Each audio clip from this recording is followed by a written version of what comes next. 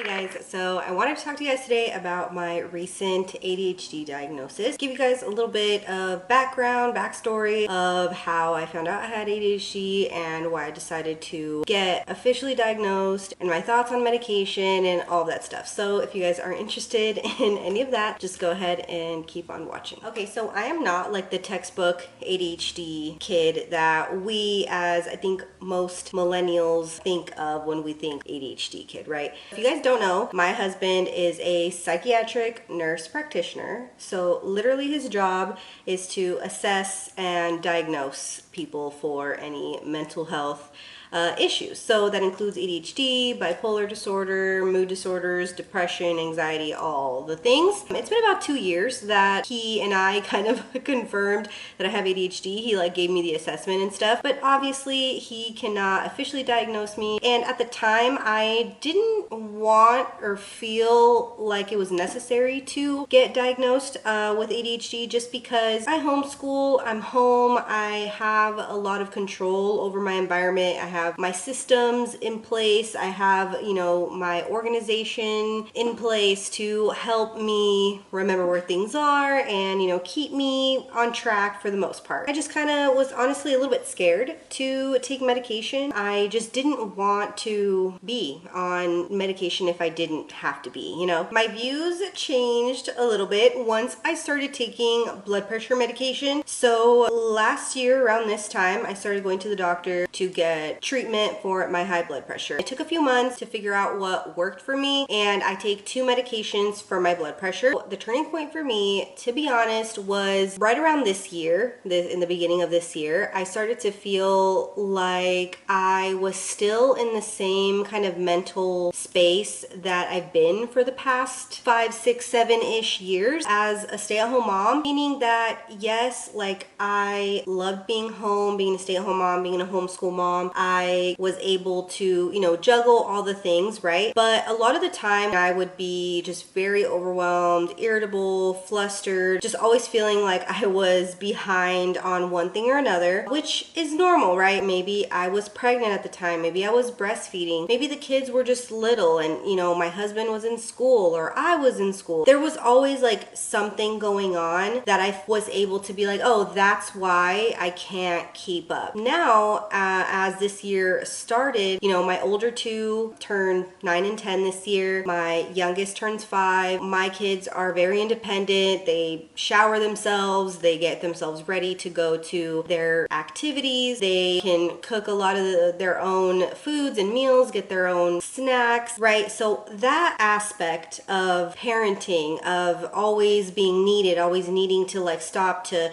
do things, I still am in that kind of boat with my almost 5-year-old. Also, my mom has been retired, I want to say almost 2 years now, and she comes and helps us twice a week. She does our laundry, she cleans our bathrooms, and she sweeps and mops our house. So not all in the same day, but just, those are the general things that she helps us out with. She also watches the kids for us once a week on one of the days that we don't have school. And that was another kind of turning point for me where I was like, I'm not even worried about laundry anymore. I'm not even stressed about cleaning the bathrooms anymore. I don't have to fit these big home things, into my schedule or my husband's schedule. That was also something that was boxes checked, some help around the house, some alone time. My husband wasn't in school anymore and he was home more. He works hybrid now and, he helps so much with like meals and just like general things, the kids. He pitches in with homeschool when he can. He is very active now more than ever. And I just started to have this realization of like, okay, it wasn't because my husband was in school or because I had little kids or because I was overwhelmed with all the home things. Like, yes, that added to it. And yes, I had less time to do certain things before that I have more time now. Like I literally realized like, wow, like I shower every day now. Like I'm able to work out very consistently now. Like, wow, I'm able to do a lot of these things that I would always feel like I didn't have time for, or like when I didn't do, I would feel guilty about. So it's not all bad. I'm in a way better place. Like when the kids were younger and it was just a lot of just people needing me and and all that. So I'm not saying that everything was like the same. Obviously things have been way easier and a little bit less stressful, right? 100%. Like totally appreciate my husband, my mom, like for her helping us and all these things. Like it definitely takes a huge load off, but I still felt like I never had time for anything. Like I always felt like it was so hard for me to film videos, to read a book, to not be just overwhelmed and irritable and frustrated at the end of every day just because of all the, what was I doing? I was over here. Oh, I need to do that. I was always able to, do homeschool with the kids and prioritize the kids and what I needed to do for them. And, everything else, kind of happened if it happened. If it didn't, then oh well. And then to add one more layer on that is that I want to go back to school for my master's. I want to become a therapist, and that is my next big goal, is going back to school for my master's. And thinking about that, I was like, how am I going to do that and homeschool and all these things? I'm like, I can barely make a YouTube video. I can barely do things that I enjoy. Am I going to have to sacrifice like working out? I'm going to have to sacrifice, spending time with, the kids, with my family. I'm like, I have a lot of downtime. Like I doom scroll. I spend a lot of time just trying to get myself back on track. I'm irritable from just all of the things that are going on all the time in my head and me not feeling like I can finish anything. So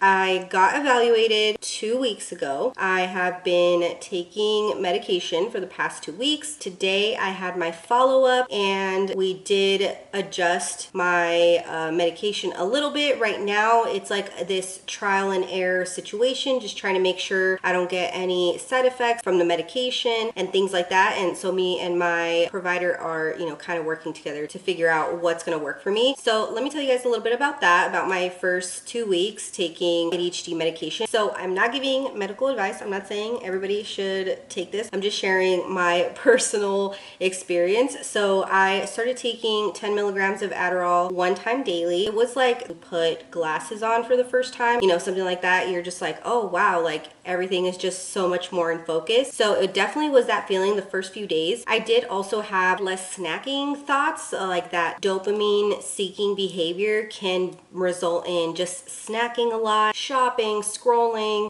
all those things that give you that just like quick, cheap dopamine. So I definitely was way more focused. I wasn't snacking as much. I was feeling kind of the effect, like when it would kind of kick in, I would notice it the first few days. After that, towards the end of the first week, I started to notice that it would wear off at some point during the day. And I started to play around with like what time I would take it. My days usually start pretty early, and I started to try, okay, if I take it earlier, when am I kind of feeling back to baseline? If I take it a little bit later in the morning, when am I feeling back to baseline? Because I didn't want to just assume that it was wearing off, because maybe it was just the time of day that I would start to feel, kind of overwhelmed or flustered, maybe situationally, like what was going on at that time of day. So I wanted to really play around with what time I was taking it and when I started to feel like myself kind of like come back down and get a little more scatterbrained and, flustered. I realized that about the 5-6 hour mark, that's when I started to have that feeling. So I talked to my provider today and we made some adjustments, and I'm really excited to, try to find what works for me.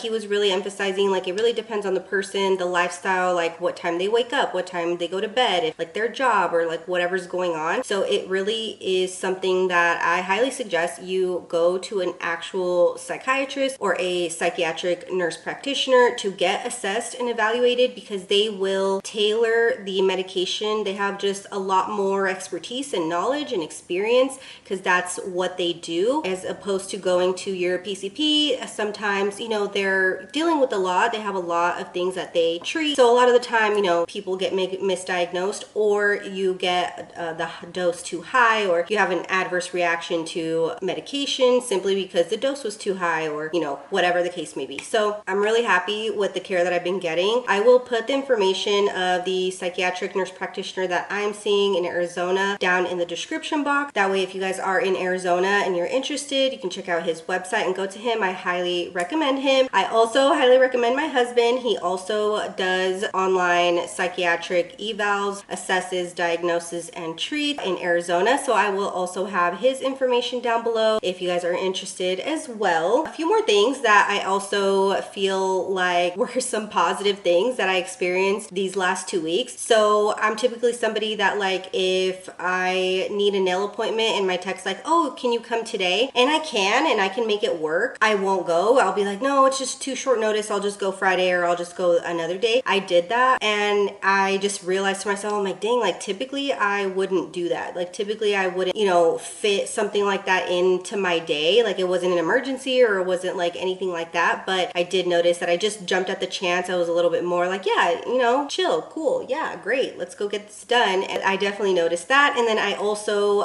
reached out to a friend to go hiking, and I woke up early and I met her there, and it was great. It was great catching up, and you know, hopefully I can do that more. That's another thing that I struggled with, feeling like anxiety, and also that's why I wanted to get evaluated as well, because I wanted to understand, do I have anxiety, do I have ADHD, what is it? My provider also said that ADHD can cause anxiety. Treating the ADHD would, you know, help with the anxiety or like completely taken away. I definitely feel like that was a big part of it for me, that I didn't feel as anxious about leaving the house. A lot of the time my big issue is leaving the house. I don't like to drive, but I do drive, I just don't like it. So I can avoid, if I can avoid it, I will. Also leaving the house with all three of my kids, I've always been very anxious about that. So I was way less anxious these last 2 weeks for sure. It was more of a like, yeah, hey, let's do it. We got to do it. We're good. Everything's great. Like my attitude about it was just way more positive, as opposed to, you know, overthinking about it and, you know, feeling anxious about it. And I also read a book.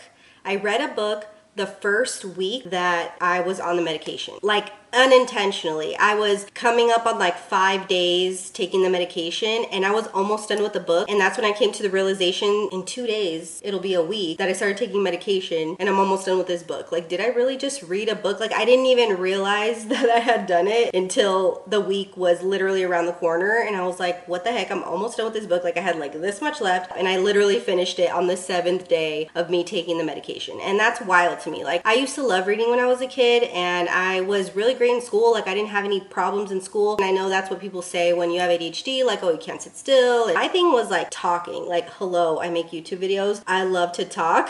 So that was definitely a part of my ADHD. Me being organized, you know, I would always joke about this. I know that there are people that suffer with actual OCD, but I feel like I had little OCD tendencies because I had to, because I would always lose things, because I would always misplace things. I would forget where I put things and spend so much time trying to look for things, and I would get frustrated and irritated, and you know, all the things. If you know, you know. So that's where I think as I had kids and I got older, I was big into like the minimalist, not having too many things and keeping things organized and having a system for things, and as great and as proud as I am of myself for making it through like 30 years of having ADHD and figuring out ways to cope with it, it was exhausting, you know, it was exhausting. Also, another thing that I used to struggle with was picking my cuticles. I used to bite my nails when I was younger, but I kind of grew out of that, and I just would pick my cuticles. If I had any little like cueritos, I don't know how to say it, any little like skin or whatever that was lifting up, I would pick it all the time. When I started taking my blood pressure medication, I feel like that helped me a little bit with my anxiety, and I stopped like picking my nails. I didn't even realize that until I was taking my medication for a few months, and I mentioned it to my husband, and then he's like, yeah, I think it's been good ever since you started taking the blood pressure medication. And obviously, you know, he's an expert on medications, so I didn't even think about that. So that helped me. My blood pressure medication helped me with the picking of my nails, but that was, you know, an anxious thing. That was a way that I would cope with my anxiety when I would be out, you know, was feeling overwhelmed, overstimulated. So thank you guys so much for watching. If you guys have any other questions, just leave them below, and I will try to make some updates here and there, and I will see you guys in my next video. Bye.